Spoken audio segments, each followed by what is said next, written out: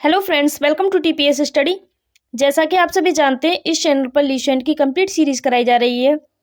Science, geography और polity की videos upload कर दी गई हैं। एक बार प्लेलिस्ट में जाकर अवश्य देखें।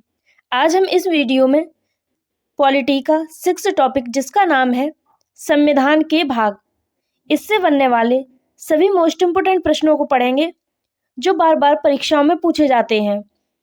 चलिए देखते हैं। पहला प्रश्न है, भारतीय संविधान कितने अध्याय या भाग में विभाजित है? तो आपको बताना होगा जो हमारा संविधान है वह कितने भागों में विभाजित है। तो आपका सही उत्तर हो जाएगा ऑप्शन डी, 22 भागों में विभाजित है। अगला प्रश्न है, संविधान के किस भाग में संविधान संशोधन की प्रक्रिया का उल्लेख है? तो आपका उत्तर हो जाएगा ऑप्शन सी, भाग 20 में संविधान संशोधन की प्रक्रिया का उल्लेख है। अगला प्रश्न है, संविधान के कौन से भाग में पंचायती राज व्यवस्था से संबंधित प्रावधान सम्मिलित किए गए हैं? तो आपका इसमें उत्तर हो जाएगा ऑप्शन डी, भाग 9 में पंचायती राज व्यवस्था से संबंधित प्रावधानों का उल्लेख है। अगला प्रश्न है, संविधान के किस भाग में अस्थायी संक्रमणकालीन और विशेष उपबंधों के प्रावधान हैं? तो आपका उत्तर हो जाएगा ऑप्शन सी, भाग 21 में अस्थायी संक्रमणकालीन और विशेष उपबंधों का प्रावधान है। अगला प्रश्न है, हमारे संविधान के किस भाग में 3 सोपानों में पंचायतें बनाने की परिकल्पना की गई है? तो इसमें आपका उत्तर हो जाएगा ऑप्शन ए, भाग 9। भाग 9 में 3 सोपानों में पंचायतें बनाने की परिकल्पना की गई है। प्रश्न है, निम्न में से संविधान का कौन सा भाग नगर पालिकाओं से संबंधित है? तो आपका उत्तर हो जाएगा इसमें ऑप्शन डी, भाग 9 का ए। जो भाग 9 का ए है यह नगर पालिका से संबंधित है। अगला प्रश्न है, संविधान के किस भाग में नीति निर्देशक तत्वों का उल्लेख किया गया है? तो इसमें आपका उत्तर हो जाएगा ऑप्शन बी, भाग 4 में नीति निर्देशक तत्वों का उल्लेख किया गया है। अगला प्रश्न है, संविधान के भाग 1 में निम्न में से किसका वर्णन है? तो आपका उत्तर हो जाएगा ऑप्शन ए, संघ और उसका राज्य क्षेत्र। भाग ए में संघ और उसका राज्य क्षेत्र, इसके बारे में वर्णन है। अगला प्रश्न है, भारतीय संविधान के निम्नलिखित में से किस अध्याय में जनता को गारंटी मूल अधिकार दिए गए हैं? तो आपका उत्तर हो जाएगा ऑप्शन ए, भाग 3 में। भाग 3 में जनता को गारंटी मूल अधिकार दिए गए हैं। प्रश्न है, भारतीय संविधान के मूल कर्तव्यों का विवरण संविधान के किस भाग में दिया गया है? तो आपका उत्तर हो जाएगा ऑप्शन बी, भाग 4 क में नागरिकों के मूल कर्तव्यों का विवरण दिया गया है। अगला प्रश्न है, भारत के संविधान का भाग 8 से संबंधित है। इसमें पूछा गया है कि जो संविधान का भाग 8 है वह किससे संबंधित है? तो आपका उत्तर हो जाएगा ऑप्शन सी, केंद्र शासित प्रदेशों से संबंधित है। अगला प्रश्न है, संघीय कार्यपालिका की व्याख्या संविधान के किस भाग में की गई है? तो आपका उत्तर हो जाएगा ऑप्शन डी, भाग 5 में। संघीय कार्यपालिका की व्याख्या भाग 5 में की गई है। अगला प्रश्न है, संविधान के किस भाग में नागरिकता का उल्लेख है? तो आपका उत्तर हो जाएगा ऑप्शन बी, भाग 2 में। भाग 2 में नागरिकता का उल्लेख है। अगला प्रश्न है, निम्नलिखित में से कौन सा एक सही सुमेलित नहीं है? आपको बताना होगा ये जो दिए हैं इनमें से कौन सा एक सही सुमेलित नहीं है। एक बार सभी को पढ़ लेते हैं। ऑप्शन ए है मूल कर्तव्य। तो जो मूल कर्तव्य है वह भाग 4 के क में दिए हैं, ये तो आपका सही हो जाएगा।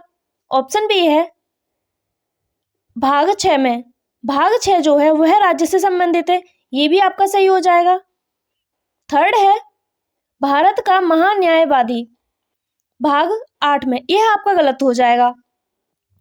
जो भाग 8 है यह केंद्र शासित प्रदेशों से संबंधित है। अगला है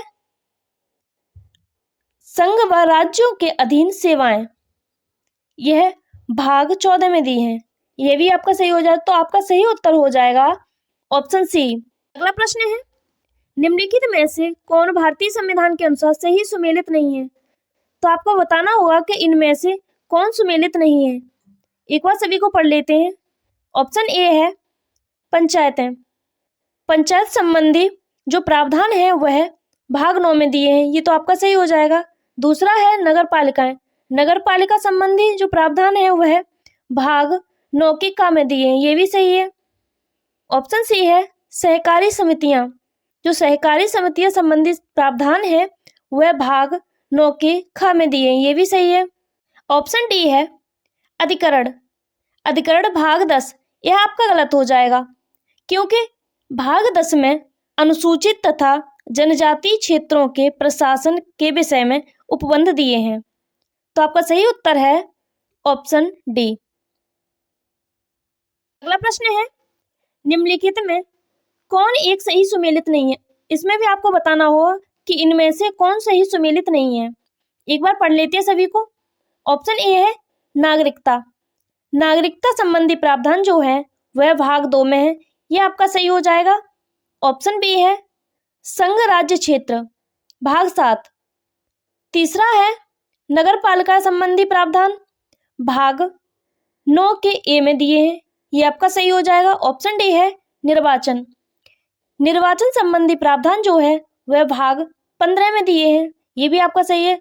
तो इसमें जो संघ राज्य क्षेत्र संबंध है वह भाग 8 में दिए हुए हैं, तो ये आपका गलत हो जाएगा। तो आपका सही उत्तर है ऑप्शन बी। अगला प्रश्न है, सूची 1 को सूची 2 के साथ सुमेलित कीजिए तथा सूचियों के नीचे दिए गए कूट से सही उत्तर का चयन कीजिए। तो इनमें हमें सही उत्तर का चयन करना है। एक बार सभी को पढ़ते हैं। पहला है ऑप्शन ए भारतीय संविधान भाग 9। तो भाग 9 किससे संबंधित है? तो इसमें आपका हो जाएगा ए का तीसरा। भाग 9 जो है वह पंचायत से संबंधित है। दूसरा है भारतीय संविधान भाग 8। तो भाग 8 आपका किससे संबंधित है? तो इसमें हो जाएगा बी का फर्स्ट। भाग 8 संघ क्षेत्र से संबंधित है। सी है आपका भारतीय संविधान भाग 4 का ए। तो यह आपका किससे संबंधित है? तो आपका सी हो जाएगा, सी का हो जाएगा 4th। ऑप्शन डी है भारतीय संविधान भाग 9A। तो यह आपका हो जाएगा ऑप्शन बी नगर पालिका। तो इसमें आपका सही उत्तर हो जाएगा ऑप्शन ए। अगला प्रश्न है, 1992 के 74वें संशोधन अधिनियम ने भारत के संविधान में एक नया भाग जोड़ा, वह कौन सा है? तो आपका उत्तर हो जाएगा ऑप्शन डी भाग 9A जोड़ा गया था। वीडियो अच्छी लगी हो तो लाइक करें, चैनल को सब्सक्राइब करें। Thank you for watching.